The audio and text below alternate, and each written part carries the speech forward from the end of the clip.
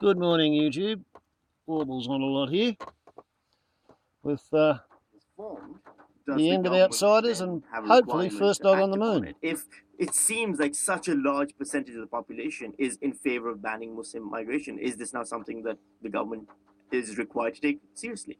So with my social science hat on, I'm going to say that a 1,000-person poll, I don't need to take too seriously as a government. I can look at it as an indication, but I probably don't, and perhaps even look at it as something that's requiring more research. But on its own, it's not enough of a sort of mandate to act. But I think linking back to the conversation we were having earlier about the consequences of really hard right and really hard left, you're seeing now a legitimizing of these kind of views where 10 years ago it wouldn't have been okay. And it wouldn't have even entered people's consciousness to answer a poll question such as this with that answer. We're now in a political climate where gravitas and legitimacy has been given to those kind of answers. That's my concern.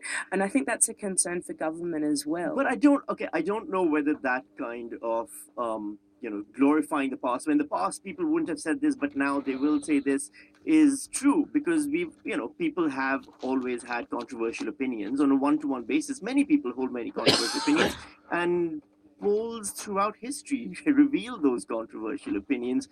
Terry, do you think 10 years ago the same results would have come out, or do you think something else could have been just as shocking?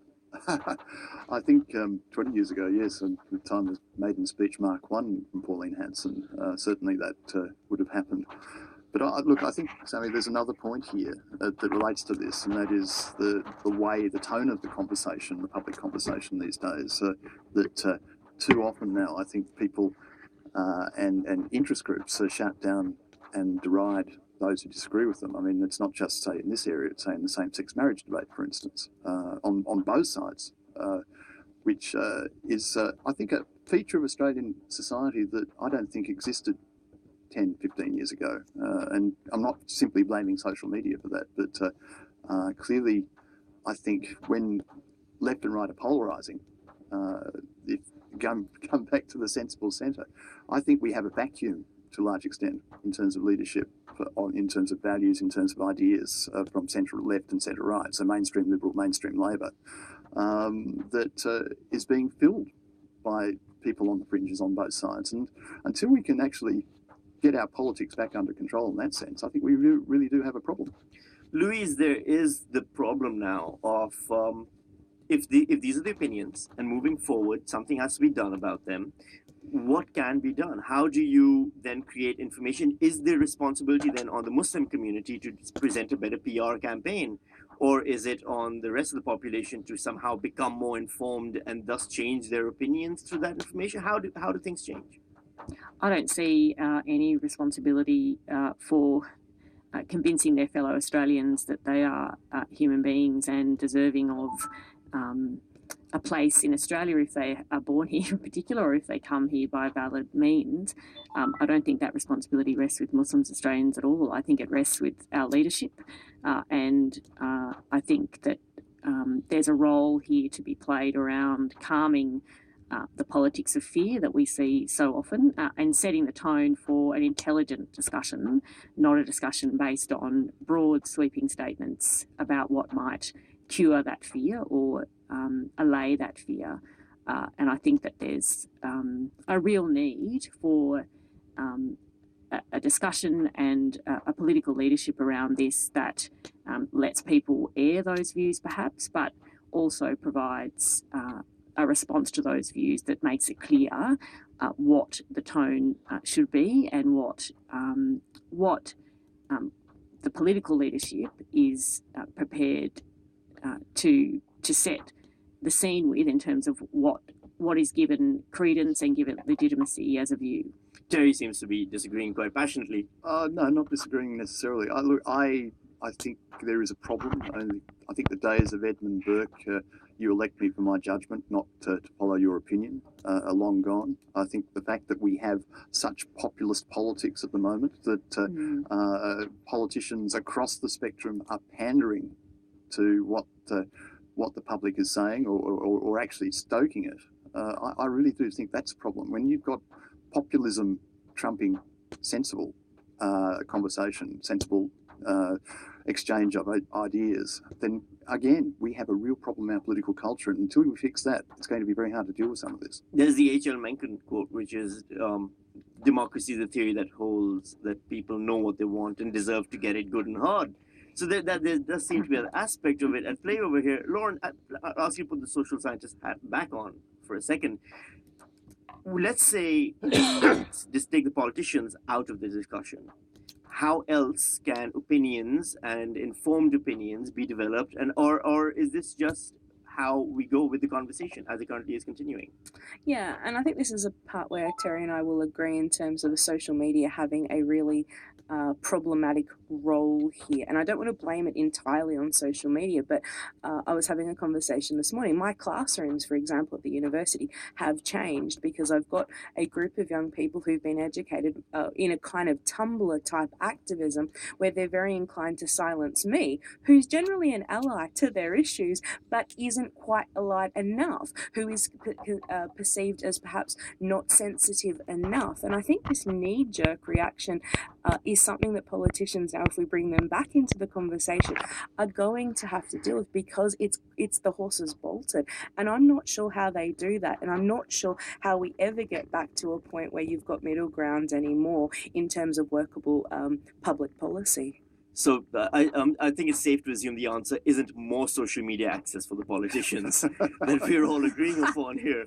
I think that's right. Yeah, all right, that's fair. Now, let's move away now towards something that also involves politicians having access to words sometimes. The Ernie Awards took place last week. Trophies were handed out to those who have uttered the most sexist remarks of the year.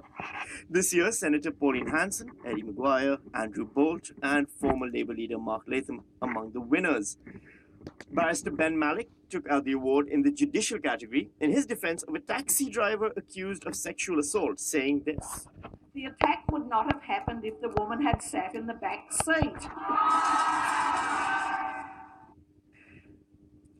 Are we at the point now, Lauren, where people should have just known better than to be saying the things that they're saying?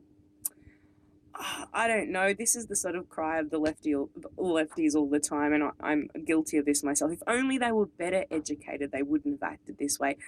People are still going to be morons regardless, and I think it's just now we've got a hyper-vigilant society that's going to police it. I'm not sure it's getting worse. It's just that there's a bigger audience for it now. Terry, are we at political correctness gone mad phase? Well, following on from what we've just been talking about, I think in one way or another, the spirit of Senator Joseph McCarthy runs large through our society. Really, I think awards like the Ernies are well intended, but on the other hand, we're all supposed to be a society that thrives on freedom of speech. If somebody makes a nong of themselves, then they've actually shown to be a nong rather than condemned and right, put in a box. Okay, so freedom of speech would then mean that they are legally punished, for example, or they're jailed for saying the things that they're saying. But to just give them an award and mock them and ridicule them, that's not the Australian way. Impinging on freedom of speech. That just seems to be, yeah, exactly. That's more what I've learned about coming from Australia. Well, I saw the reports of the ceremony online and a room full of educated, opinion-leading women thumping the table and shouting. One might call that an emulation of Parliament on a good day. You say that like it's a bad thing, Terry. I think there is this. We're always called out on misogyny. We people with the X chromosome, or is it Y chromosome? I can never remember. That might be a problem right there. But in a sense, I just wondered if there was a touch of, I think the word is misandry and all of that as well. I mean, I think you can't assume that everybody is bad. And one of the things I think, again, right across the board in our conversation, it's always somebody is bad and has to be called out. I mean, yes, make the point and mock it if you disagree with it, but that's what's been done. Louise, is this misandry at play, or? Oh no, I love the Ernies. I think they're a fabulous occasion for women to get together and recognise some spectacular failings in relation to the discussion around women. And I'm certainly not an advocate for necessarily demonising anybody, but I think that we need to point out occasions where things that are said, such as the the remark about the young woman sitting in the back of the taxi as ridiculously stupid and a time and a sentiment that perhaps we all should have moved on from. But I don't think there's anything wrong with a group of, as Terry put it, intelligent women getting together and deciding to mock and ridicule those views that we've either had enough of or we want to shout back at. I don't think that's missing. I think we're out of time now, so thank you so much. That was lawyer and University of New South Wales Indigenous Law Centre Associate Louise Taylor, Terry Barnes, former Howard Government advisor and academic writer and social researcher, Dr. Lauren Rosewarne. And that's it for Sunday Extra this week. If you missed anything. Yeah, I missed something this week. I missed First Dog on the Move. It didn't happen. It just didn't happen. Instead, we got to deal with the idea that 49% of Australians want Muslim immigration to be banned. Not because we've had any major terrorist incidents in Australia caused by Muslims. Martin Bryant, 35 people shot in 1996 in a restaurant in Tasmania.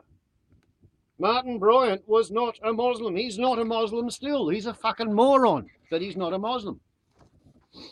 A fella called, is it Damien Knight or Julian Knight? Last name's Knight anyway. He went to Hoddle Street in Melbourne with a semi-automatic rifle, and I think he might have had a shotgun too.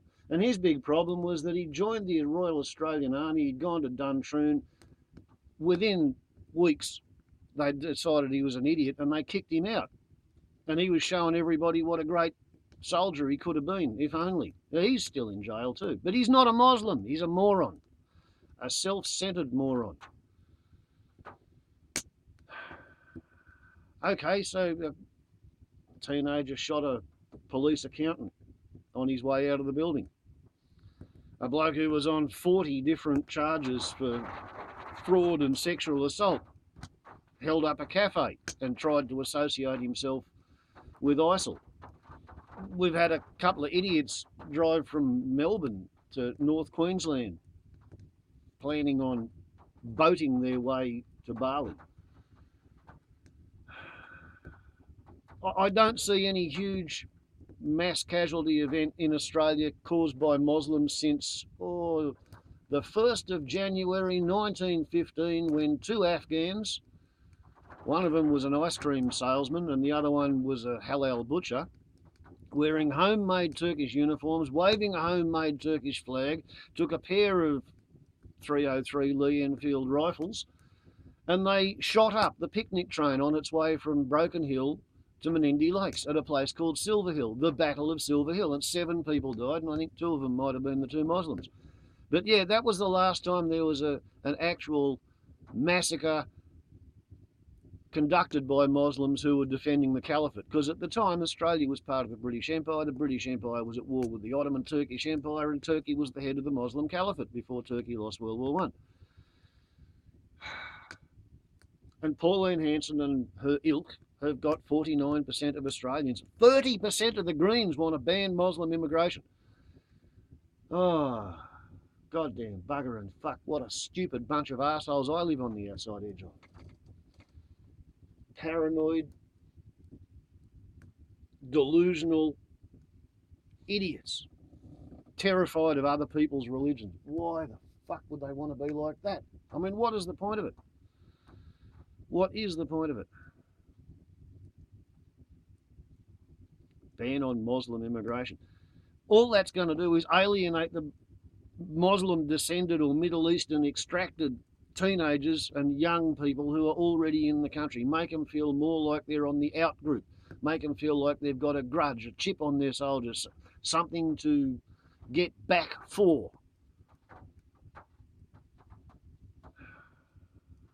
The world's going crazy. They could wake up tomorrow morning and decide to be pacifists and vegetarians and live happily ever after, and we'd never have any problems environmentally because we'd spend the military budget on fixing the bloody environment. But they don't want to. It's not that they can't, they just don't want to. Anyway, Warble's on a lot to YouTube. We're on the upload limit. Sorry about the no Moondog. Ciao.